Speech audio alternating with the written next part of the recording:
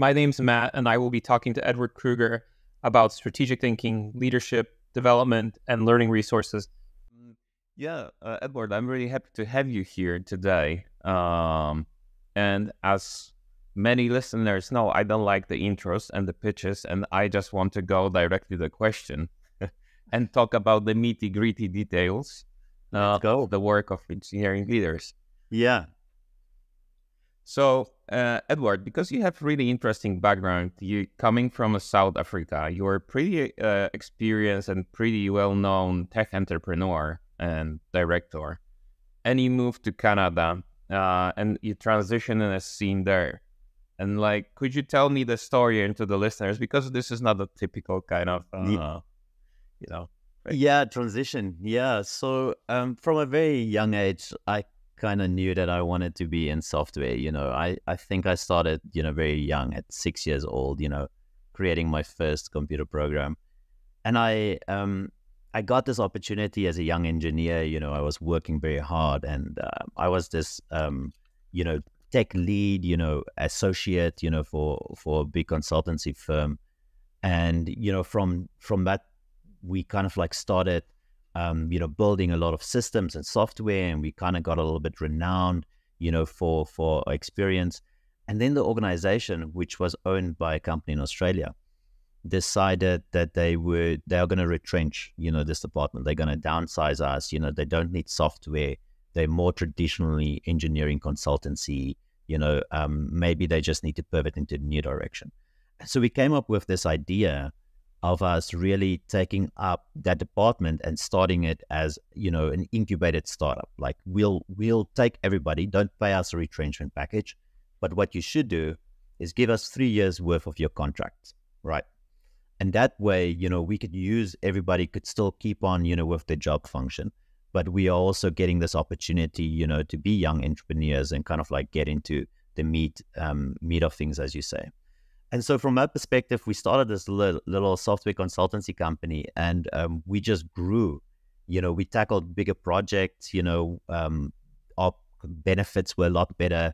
The cost was easier to manage because you don't have to pay for this massive overhead of the firm. And I think we did something crazy 25, projects across the entire Africa.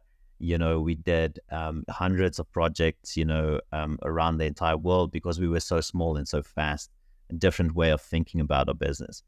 And so at a very early age, I started building more and bigger and getting more profile, more renowned, so to speak, in bigger projects, from this, and started smaller businesses and associations with it.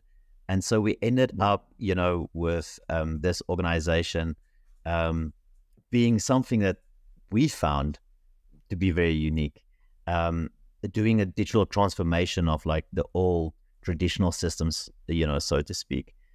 And so I kind of got, I was a very young CTO at that stage, and I was voted, South Africa's top 100 CTOs for 2 years running. I was in that top 100 list, and that was great. It just was an amazing feeling. And so I started doing this thing where I branched out and built multiple startups, and then COVID came, right? Now you're overextending yourself, you feel great, you're invincible.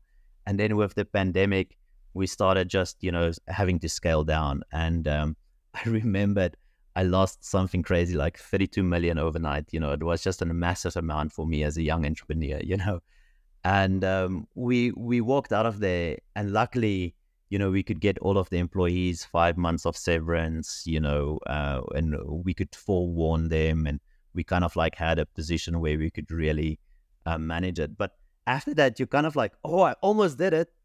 I was so close, so happy with what we have, but it's just not enough. And so I decided, from that perspective, I just need to find a way, to kind of curb my curiosity. I need to know if in a different market, in a different environment, would I be able to do it again?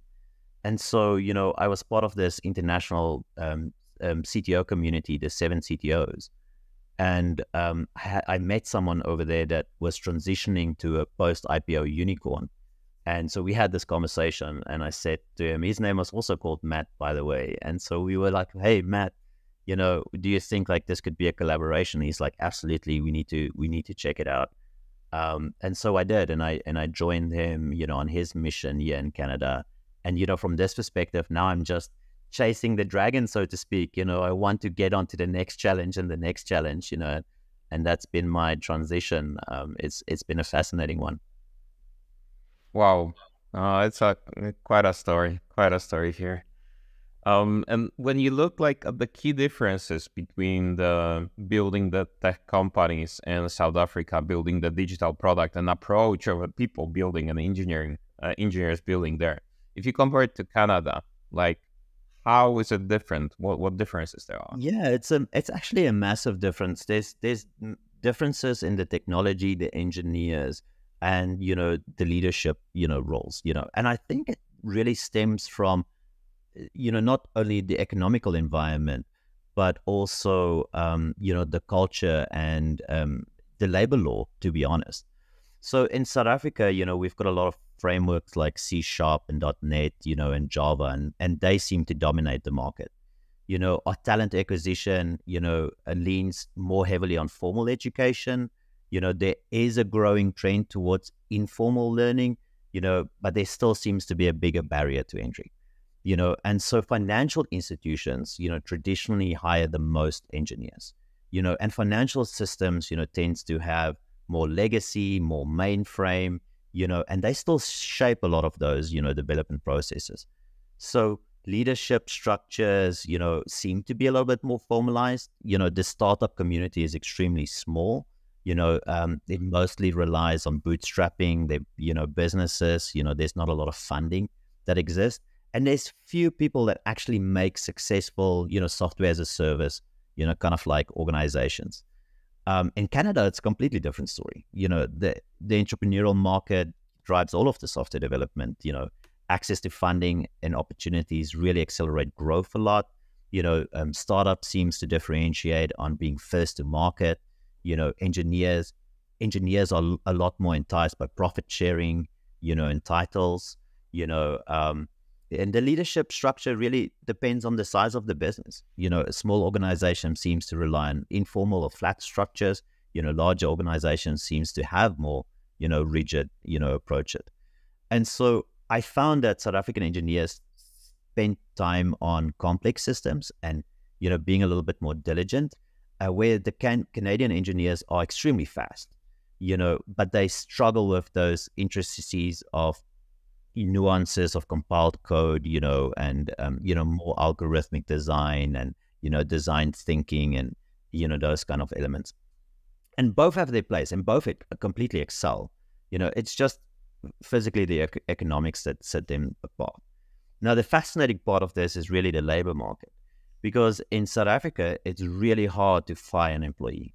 Even for misconduct, you have to set up an environment where they get 3 warnings. You have to prove, that you've provided them with everything that they need to correct.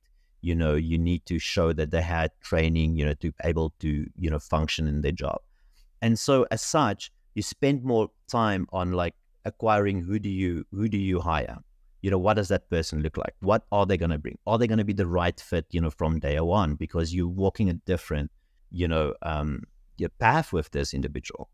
And so the leadership tends to be a little bit more structured. And the leaders tend to be generalists. They can't just look at, the people management side. They need to look at the business. They transition their role, more than just managing, the people side, but also the business unit. And it's become kind of like a career path, a very formal career path. If you want to get into leadership, there's specific milestones that you kind of want to hit. And actually, most organizations tend to give this leadership training as a benefit in the organization. They're very proud to advertise that, as part of like their growth and their growth strategies, but yeah, it's really fascinating. It's not just people management, it's this business units. And in Canada, it's a little bit different, right? We found that engineers seem to start very early on, in people management roles. Engineering team leads or managers seems to require as little as 5 years of experience, and, the Canadian context shaped by these experiences and cultures and immigration policies emphasizes people management over business management, and so it's very much this from a generalistic perspective, more specialization, so to speak. And I found that, to be very interesting. Really interesting approach and analysis that you gave. So it reminds me, like, when I look at let's say the company in Canada, right? You have young guys, generalists. They don't have like a super technical background. Maybe they haven't solved like some algorithmic problems. So I mean, like, they are not so deep here. So they are maybe more of integrators, right, of the solutions, or R&D, which is outside, right? They outsource maybe. But they have like different reasons for it, because like I assume in South Africa you outsource because you cannot find the people, right? Yeah, that's definitely an interesting problem. Like, absolutely, that's why we do it. We outsource or buy off the shelf more than anything else, because we need someone else, to take care of it, the maintenance and the cost. The cost when you're buying something is known. The variable cost of building it, and being able to rely on it, specifically for business that's never done any of this, is really hard. There's too much variability associated with it. And so, yeah, there's definitely a different reliance on what an engineer means, and, why you would want to have one in your department. And recently when we talked, we tackled the really interesting topic, because now we are or like last year, it's like a huge recession in a big tech. So like a lot of people experience that. It's really tough. There is a lot of layoffs. And you have some experiences here. I mean, you were inside the organization during the big layoffs, and you were involved in that. So maybe could you tell about the experience and what you learned from that? Yeah, that was a hard week for all of us. It was a big, layoff or workforce reduction. And one thing that I really want to just, make sure that everybody understands is that it's extremely, personal, regardless of the position that you have within the organization.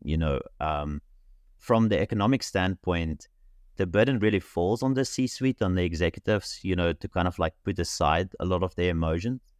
And I can tell you that it's not easy. Everybody is people, right? You kind of struggle with like doing it, but you have to find a way, to navigate these uncertainties. And the weight of those decisions, do tend to linger for a while. But, our story was, we went into a hyper growth phase. We really realized that, during the COVID pandemic time, our business absolutely surged. And then post pandemic, we realized that, our customer acquisition wasn't really keeping up with the pace, with our projections. So finally, we were starting to head into the red, and we knew, we had a signal, saying that in a couple of months, we're going to be in trouble. And so the senior management was read in, it almost felt like a secret ceremony. We were read in, we were gave the financials, we were given the numbers. And then we were told, we need to find, viability here, and we need to embark on this cost-cutting mission. We've got a couple of months left. So we really left no stone unturned. Every cost, every subscription, even our monolithic structure at the time, everything was scrutinized. We considered splitting our services into kind of like microservices to reduce spending. Unnecessary features were axed. Everyone was focused on customer acquiring projects, rather than, these traditional R&D things. And despite our efforts, it became clear that our survival required either one or two things. Either we need to price ourselves out of market by raising the cost, or we need to cut on our personnel. And so the truth is, when you look at the data and you realize that there's only a handful of customers that's using your product, it's really difficult to justify, a team of 400-500 engineers, to kind of like build it. It just doesn't make a lot of sense. So we kind of like started to misread COVID's signal of hypergrowth, and we didn't plan for the post, pandemic downturn. We were in this, hype, the success blinded us. We failed to challenge our next strategic move. And so navigating through these decisions were never easy, but it was really essential for our organization. And I remember the experience. It really did come to a shock as the employee, and I think that's where we failed. And it's never a good thing when, kind of like these conversations, these hard conversations are shocks, right? We spent weeks turning over all the stones, making the fast decisions, but we never gave the employees a heads up. And it's such a difficult topic to navigate because you have an obligation to shareholders. And so you don't want information, to kind of get out there that might affect, the shareholders in a negative way, beforehand. And so we chose, to keep it, secret up until the last moment. And so nonetheless, it was a horrible experience. A couple of managers, we kind of read in a week before, and the employees were kind of notified in a town hall setting, where everybody comes together in one big meeting. And there was really no time for them, to allow them to kind of like process the emotions or the news that they were getting in this town hall. If I would do it differently, today, I would want to find a way to inform the employees a lot earlier. Start looking at, the signals a lot earlier. I think we took too long to start reacting, to the news. You don't want to get caught off guard here. And so once you kind of like see the signal, you want to inform people about those metrics and goals, because I do believe when people collaborate, their curiosity and their creativity can come together and they can help, to solve some of these problems. I think we left them into the dark a little bit, too long. What I really want to do, and something that's worked extremely well for us, and something that I've learned from my time in South Africa, is that as you kind of like inch closer to that deadline, something that you could do, giving your employees a heads up, is to kind of like put together a voluntary retrenchment package. Say like, hey, we're 5 months out. If you sign up for this package right now, we're going to extend your benefits. We're going to extend your pay with a couple of extra, weeks or extra months. And you kind of get people to self-select out, which is great, because maybe those are not the people that you kind of want to keep. They might be in for the paycheck more than the culture itself, and so you kind of get a lot of like, some of those, exits. And you also don't have people leaving the organization in a very negative way. They're not angry. They're not going to LinkedIn and writing horrible things. You need to find a way to do that. And then if you're still in the red, after that event, now that's kind of like where you can start looking at low performance, across the board. And across the board means that you start, where the paycheck hits the hardest, which means your executive suite. Do you need as many managers? Do you need as many, directors? And it's really those kind of like decisions that you would really benefit you a lot more than axing, your workforce, because that's potential lost, right? You can't remake that potential after you've got it. You are going to slow down significantly, and so starting from the top down, is also a great approach, towards making sure that you hit your targets. But stuff that, I think we did really great and that we really wanted to keep on, and if I do it again, I would really keep on some of these things, is creating an alumni site, for your old employees, to make sure, that if your position changes, I'm going to reach out to you. I want you, to know that there's a position. If you want to apply for it, you don't have to redo culture. You can just come in and interview for the position itself, so we make that transition a lot easier. You also need to kind of like think about your PR campaign. What message are you going to send out there? Because you've got shareholders, you've got stakeholders, you've got all of these, different people that are invested in this story. So you really make sure that you want to land that plane, that's really important. And so you need to make sure that your management team, sets up your individuals with references, LinkedIn recommendations. Your job as a director or senior management here is to ensure that your employees feel supported, during this transition. It is going to be hard for them. Extend your healthcare benefits with a couple of extra weeks. Make sure that you inform the employees that's on vacation and parental leave. You don't want someone, that's just had a baby and they come back and they're like, I don't have a job anymore and I don't know what's going on. You want to make sure that you keep those conversations going. Ultimately, it's really simple. When new people when you survive this, and in a couple of, months or maybe a year, when you are growing again, you want future employees to look at this, situation and said like, wow, this company did an amazing job here. I feel safe in knowing that they did the right thing, and I do want to keep on working here. You don't want your Glassdoor rating to go from 5, to 2 because you mishandled, the situation. And so, yeah, I've learned a couple of things from this for sure. Thank you for that. They're really insightful and I think actionable tips. I hope that nobody will need to use it, but still, thanks for that. They're really insightful. No, it's a pleasure. It's a pleasure.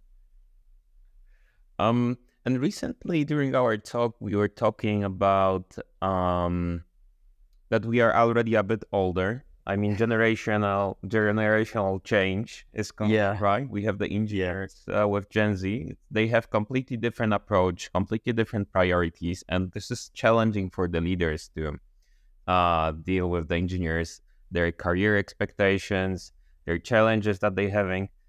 And I'm wondering, what do you find the most challenging in leading those young engineers? Yeah, I get the privilege of doing a lot of one-on-ones, and I think over my career, I've probably done thousands of them.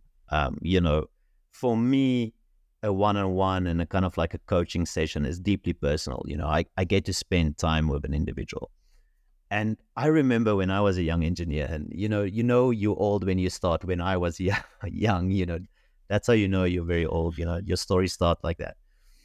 And I remember, from my perspective, when I was doing coaching, it was an absolute privilege, getting time with senior, trying to learn from them. The time was very valuable. There was this thing, associated with it. And so I had to always show up, prepared. What I find, most of young engineers, today when I do one-on-ones is that they're not prepared. They don't really take responsibility for their growth. They kind of seem to wait for instruction a little bit before they jump. They don't jump in and try and swim. They don't come to you with problems. Everything is always fine. When you ask them about their code, they shy and, they don't really want to show it, to you as much, or they think you're a manager. And so what would you know in any case? About these technical things. And so they kind of feel a little bit lost, right? It feels like, it's a checklist for them. They just want the feedback, check it off. Then they're going to go into the big boss battle. They're going to win and they're going to walk out with a promotion. That's kind of like what they require from me. I've even seen, young engineers a year after we've given them promotion, still doing the same job function, of the previous role. Intermediate still acting, the way that juniors should, or working on the same kind of like level of complexity. And so I don't think they are stretching as much. They're not challenging themselves. They're not showing up, with this thing about like, what's the delta between me and the next level, and what do I need to do? What I would want, from these one-on-ones is these engineers coming to me, and saying like, Ed, I think I suck at these elements. I don't know what to do about it, or I don't have the tools to deal with it. Could you coach me the tools? That's a way more valuable information than me trying to find a way, to tell this person like, hey, have you looked at like your recent, kind of like contributions? And do you find that to be as valuable as someone potentially in the next position? Because doing that kind of like self-awareness, that self-check is really hard for them. It's not something that they grow up, with as much as maybe we did. And so I think really as we are leaders, we need to guide this next, generation. We need to make sure that we do this in a safe space where we can push them, safely in a manner, for them to kind of like get into these, reflective states, into these coaching, ready environments, for them to be hungry, to grab onto feedback, for them to be able to action it in such a way where they, they could see the benefit, and you can interact with it. And I really think like, there might be, 4 or 5 things that they could really do that would be great. We could encourage them to be lifelong learners. We could drive a lot more of their curiosity. It's not just about your job function. What did you do outside of this? What does it look like? Why did you choose to do it? Why are you excited about it? Drive that and encourage that, kind of like behavior. That's going to be really important. Self-reflection and goal setting for them is going to be vital, for them to sit down and saying like, how did I perform today? Was this good? Was it bad? Do I know what good looks like? Do I know what bad looks like? What's my goal? Where am I going? For them to being able to do that delta, and to drive it, that means that their growth is now coming from themselves and not from you pushing, as an external manager saying, yes, a checklist of things, to complete. It's now a self-driven thing. And from a lifelong learner perspective, they're really going to accelerate. They're really going to, be great, if they keep on with that kind of like potential. The one thing that I found the most difficult to teach them is to embrace the discomfort and to stretch, right? You grow when you go into the unknown. You don't grow when everything is, it very well, and you can do this with your eyes closed, and you don't even have to look at the keyboard. That's not growth. That just seems like something you're really good at. And so pushing them into embracing the discomfort, is really interesting because they do have a big sense of imposter syndrome, and you have to, give them the tools to kind of like push them through that environment, and I found that to be an extremely difficult thing. They need to find feedback and mentors. That doesn't mean that they just rely on the one-on-ones. They need to go see like, hey, that person that's a senior developer, that person that's a principal, I idolize that person. I think that the way that they approach their work function is wonderful because if they have that examples, they know, they could start to calculate, that distance between them, and that environment. And that's something that they really need to get comfortable in is walk up, meet someone new in your organization, shake their hands and ask them, could I buy you a coffee, or set up a meeting, a virtual wine, and could we just talk a little bit about, our craft? The more we talk about it, the better we'll get, the better our understandings with it, more perspectives we allow in, the bigger our diversity and creativity gets. And that's something that I really need to, get comfortable with. And I think lastly, effective communication, empathy, and conflict resolution, is probably the number one thing, on the list here. They need to really feel comfortable having those conversations, understand the viewpoints of different cultures, different people with different backgrounds. Some people come from university. Some people, come from, a boot camp. Everybody doesn't understand you. You need to find ways to communicate with them, but also look at, what they are bringing to the party, and how you can interact with them, and then find those ways where you could really be confident, in saying like, I believe that this is the best way without it generating conflict, in a way where you can have that radical candor, without punching down is vitally important. And it's something that is missing, from the growth that I think, we could really as leaders, like get them comfortable with, get them to explore some of these skills. I think those are the 5 things that I've seen happen a lot that we could really help build up in these new and future leaders. This reflection thing remind me one case from my personal life, and I'm just wondering like why does it work at work? So I started to learn tennis 1 year ago, right? And I have a coach for the tennis. And I'm hitting the ball with the forehand, right? And the guy stopped me and he's saying like, "Hey, what do you think was good? What do you think was bad? What you could improve?" Right? He's giving me some advices before, but he's not telling me like what I exactly should do, right? But what I feel, what I think. And this is like so powerful because you focus on correcting your own mistakes. 100%. And I'm just wondering how you could transpose it and how you can do it the same at work. Because in the sport, you see it like really clearly and easily. Yeah. But as an engineer, I have a feeling that this is not so tangible. No, it's not. What I found works is, making sure you ask powerful questions. Not leading questions, but powerful questions. Why do you think this was great? What do you think about this behavior, is extraordinary? Do you think that this is just part of your job function and what you're supposed to be doing? Or have you really, acquired, kind of like new skill? And why do you think, what you choose? That kind of like questions, leading them to kind of like explain themselves and find, the questions that they need to ask for that self-reflection. I found one technique that's really interesting.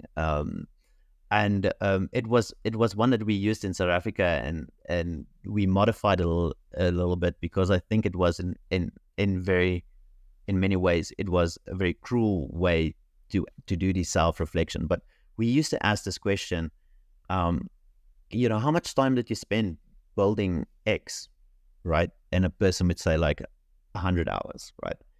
And you would ask them, have you considered the cost of what you are building? Have you considered, let's say you get paid $100 an hour, and you spend 100 hours, have you considered that someone would need to pay for this feature, for us to get a return on investment here? We would need to accumulate, a set amount of dollars. And then ask the question, would you pay for it if you were the customer, right? And it's very interesting how that, the answer is like, no, I wouldn't pay for this. And we're like, okay, well, why did we build it then? Why are we, going through this exercise? And so something that I found, that's very powerful, with the younger engineers is telling them to add a value to this session. Be willing to put $100 down, for this one-on-one, for this coaching session, right? And do you now show up prepared? Because if you don't, I'm going to take your $100, right? Does it change the way you think about the feedback and what I'm telling you just because you pay for it? And it's very interesting that it does. It does, it suddenly becomes more real, because it's not just a meeting that I have every 2 weeks, with my manager, but it's now a session that's supposed to drive a lot of my growth. And having people understand, like, there is a cost associated with it. There's time, there's value, there's input. And if you find what matters to you, if you could create that association, the self-reflection seems to be a little bit faster.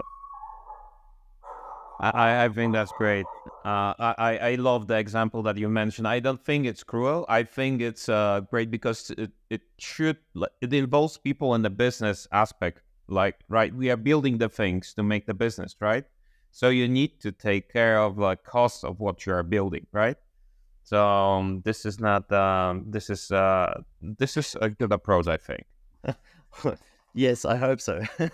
It's been working for me, so far, and it's all about powerful questions. And I think that is, you need to spark some of that reflection, and sometimes, when you are cruel, it is so that you can be kind. It's not with intent, to downgrade people. And I think like that's the caveat. The thing that you just need to be careful of here is that you are not saying that the person is bad, although, you're saying that, hey, the work might not be of quality. And we need to create that distance between the individual, and the work, So if you could put it in a way, where you really, extract those two concepts from one another, you'll definitely, find that it's successful. Ed, you work in one of the biggest neo banks in America. And recently, when we talked, you mentioned me the structure of the company and the structure of the teams, that this is not like a typical approach. And I'm wondering if you could elaborate on that. Yeah, absolutely. Yeah. So we believe very heavily in ownership. We have a mission. We don't want to change the way the Canadians interact with banking in 20 years. We want to do it next year. We want to do it today. And so when you ask yourself that question, you're like, how do you do it? You need to be able to go fast. So you need a lot of autonomy. You need a lot of like decision-making power. You need a lot of like, get rid of the red tape, get rid of the bullshit, so to speak. And so the way you're going to do it is by over promoting ownership. Really, like that's the key value of our organization is ownership. And you could see it's being reflected heavily in, the way that we talk about, our stock options, or compensation package. We want people to get a big amount of equity. It needs to matter to them, from day one. And so we built a structure where, ownership is effectively your key to success. And the title is kind of like more just an indication of like where you spend your focus, right? So nothing is off limits in this organization. For example, today, as a director, I've got a very specific business unit that I look at. That's my title. I'm a director of a very specific business unit. But in the organization, I'm busy with compliance, documentation, I'm running, security, to a degree, I'm helping and interacting with that. I'm sitting with, developers, to kind of like help them solve problems, in specific structures. I'm also, kind of like managing and reporting, some strategic things, up to my boss. And so from that perspective, like it's really about like, how much time do you have? How much value can you add? And can you take ownership of this thing and drive it to completion? So our structures are completely flat. I found it to be extremely empowering. The traditional, you need to have a CTO and a VP and directors and managers, and all of those elements kind of like seem to fall away and to the wayside when you are like, we are building this and we need to get this done. And if you show up, what responsibility are you going to take? And so we really started building a culture, where that's more important, than anything else. And it's been, the results has been remarkable, to be honest. And regarding the 2024, your current role, I'm wondering what are the biggest challenges and the pain points that you are having regarding engineering or product delivery? Oh, yeah. Fascinating question here. Great question. Yeah. So I think like, what we've learned is we are growing. We are growing at a rapid pace. Like I mentioned, we don't want to do this, in a couple of years. We want to do this tomorrow. And so we are moving, we are building more microservices as our product becomes like more and more popular. Now, if you remember, like a lot of like the traditional teaching will tell you, oh, you need 2 people per microservice. It needs to be small, but 2 people per microservice. Well, if you have 1,000 microservices, that means you need 2,000 people. Like, that doesn't sound like, a feasible solution for this answer at all. And so we can't rely on rapid expansion, to kind of get the job done. I've learned that lesson. You don't want to get into hyper growth, because you get a market signal, and then only to be hit by layoffs or problems, down the line. And so what we need to do is we really need to focus on talent density. How do we build and extract, the most of our, employees? How do we get, someone, out of university, but really make them an exceptional engineer, in 3 years? Because we don't have the traditional 8-year journey or 10-year journey, that most people, have the benefit of. And so I think we need to rethink a lot of our frameworks, our policies, could we reduce cognitive load? Could we introduce standard operating procedures? Do we know where we're spending 80% of our time in? Do our services follow common patterns? That's easy, that's repeatable. Could we, are they all contained business logic that's easily changeable? These are the type of questions and the problems that we are going to deal with at scale. We need to really ensure a very smooth process, that minimizes the risk of outages, tech debt, and production incident, because that just takes away, from your time to development. And so we need to find a way to go fast, without adding as much risk into the system. And I think it's really going to be an interesting year. I'm just wondering, like all of us, we have some kind of strengths, and I kind of like feel what are your strengths, but maybe you could tell me more about it. Like, to what do you attribute your success? Why do you think you are in the place where you are today? Oh, that's a great question. I have to tell you this story, right? So my dad in the early 90s, he got an old Commodore 64, very old, for those that are very new to this podcast, that's a computer that had, I think, 2 megabytes of, RAM. It was really ridiculously small. And he asked someone to install, some games on it for us, and back then, the games, they were all on this menu, press 1 for games, press 2 for like your word functionality. And it was a very old DOS system. And I remember I was 6 years old at the time. And this machine was absolutely fascinating.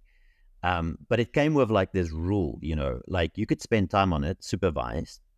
But if you ever break this computer, that would be the end of you. Like you're done. Having something like this in our house was just some absolutely amazing.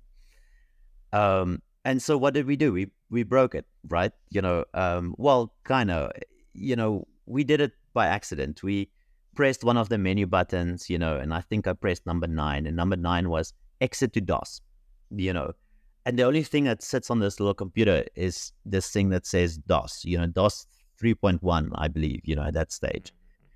And I had no idea, no matter what I did, resetting the computer, turning it on and off again, it just went back to this kind of like DOS screen. And so I remember the sheer panic. Like, I know I was thinking, oh, this is the day I'm going to die. This is where it is.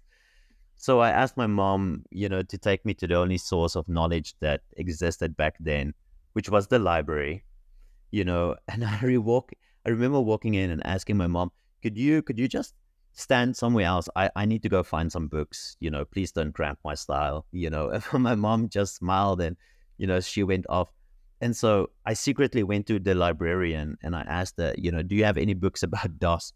And she took me to this computer section and I'm like, which ones are the best ones?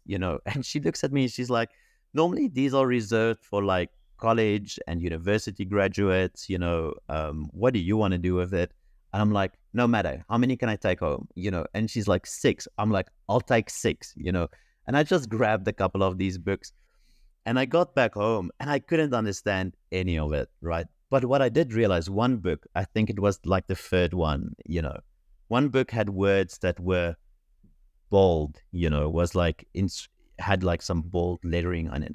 And I remembered if I typed the bold word into the computer, something happens, and I was like, I got back into this menu system and now I was on top of the world. I could get out of it and I could get back into it. So I'm not breaking it. What else can I do with this computer? And I remembered, I got, information about how to access batch scripts, and write my own little, programs, of things that I could do. And I started writing my first computer program when I was 6 years old. I, got into QBasic, and I remember I wrote an address book. And if you type in my friend's name, it will tell you his telephone number, because we didn't have cell phones back then, telephone number and his address, right? And so a lot of that journey has been, what made me, who I am today. The same thing happened, at university. I knew I wanted to go into computers and software development, and so at my second year of university, my dad moved, my mom and dad moved to a province, and my sister, she had like a university grant, and from this grant, she was going to study, and so she's going to lose this grant if they move. And so I decided, like, hey, I can stop working right now, and I can get into the market, and she can just use the money that we would use for my education. That's a great thing that we could do. And so I joined the workforce, a little bit earlier than expected. And I finished my education in 2015. I finished my master's degree, in 2015, with a specialization in software development. Because of, like, I wanted to complete it, but I also wanted to not, stop someone else, from having this opportunity. I felt I had enough, to make kind of like a lot of this work. And so I think my, passion and tenacity, has been the biggest driver throughout my career. I faced so many challenges. They were big and small. A lot of them was today I'm going to die, challenges. But I always found myself working through the problem.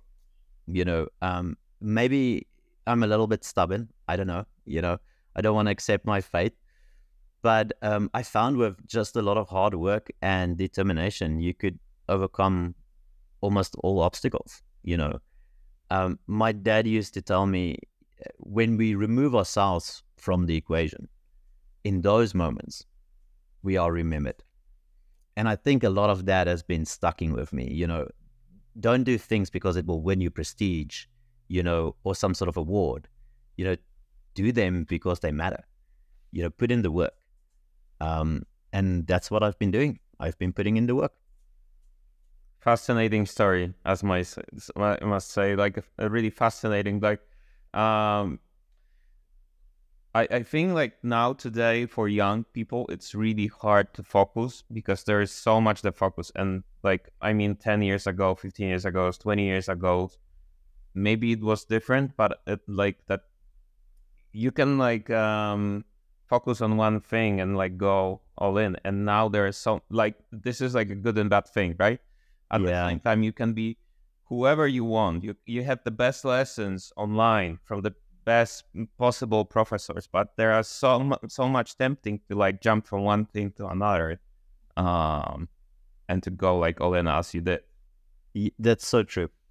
That's really true. Yeah, I found that the younger generation, they do get distracted a lot, right? I remembered there was one book about design patterns, and that was the only book that you had to read, and it was in C and C++. It was really, but you had to understand it, and so your prerequisite in getting this knowledge was, getting into this very old compiled language, and so you start to build your knowledge over time. It wasn't instant gratification. You can't just Google it and find the answer. You had to really go through the journey. I found from a lot of like my setbacks, a lot of, times where I wasn't the smartest person in the room, where I failed effectively at a task, is when I went back and I said like, what am I missing? What knowledge don't I have? And I spent a lot of time like starting to accumulate those, blind spots, and working on those blind spots. And it's just been a fascinating journey where I'm still learning today, about all of these things because I'm putting in the work, And the last question that I have, it's about your the books or the resources, conferences, something that have been really influential on yourself, despite, of course, this book about DOS that you took from the library, right? Yeah, absolutely. I'm actually, very much inclined to be a classical learner. I think that, the modern books are great, but in a way, they're just really rehashing, a lot of information that's been available for us, for our generations.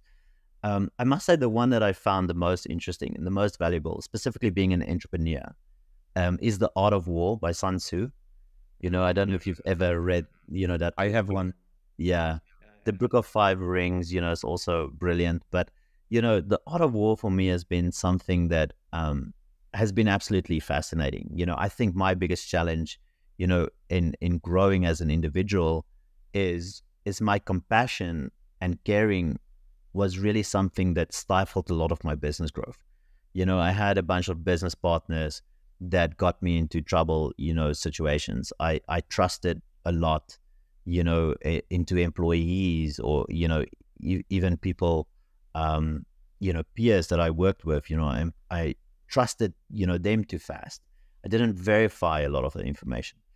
And I think what I've learned, from, The Art of War was really about like, whoa, there's different approaches, and just because people are nice doesn't mean, you should entrust them with all of your information or with everything that you're doing, and putting it together. And so I found a lot of like positioning yourself from a strategic perspective, specifically when you play a role in the boardroom, has been an absolutely fascinating journey. and so that's been a great one. I love that book. I also really enjoy your podcast. I've been a listener from way before we, got together. And like you mentioned, I love the fact that you get into the meat of it, no bullshit.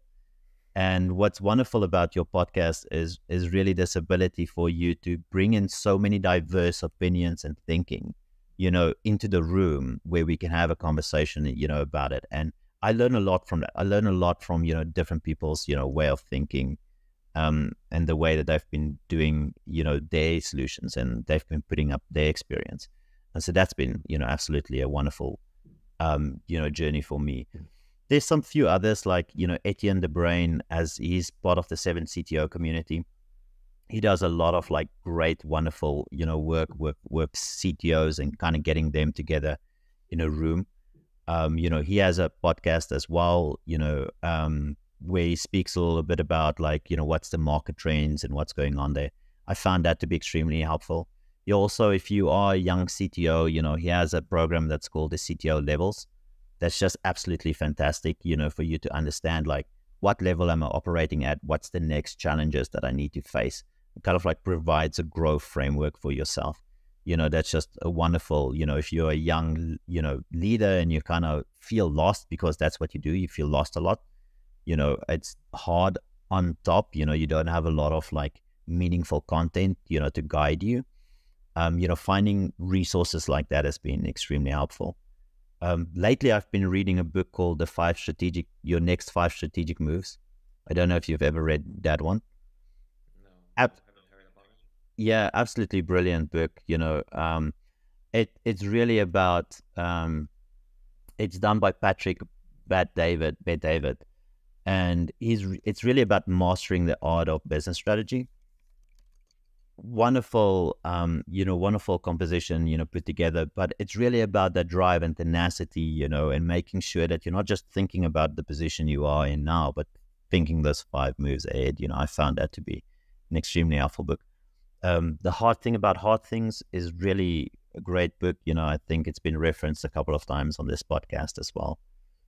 So, yeah, there's just so much content out there,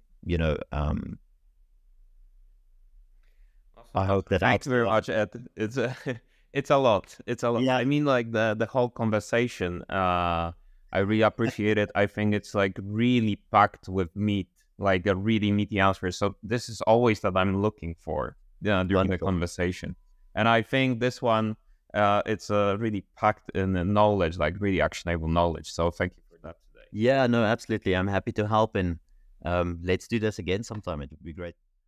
Better Tech Leadership powered by BrainHub. Follow Les Schick on LinkedIn and subscribe to the Better Tech Leadership newsletter.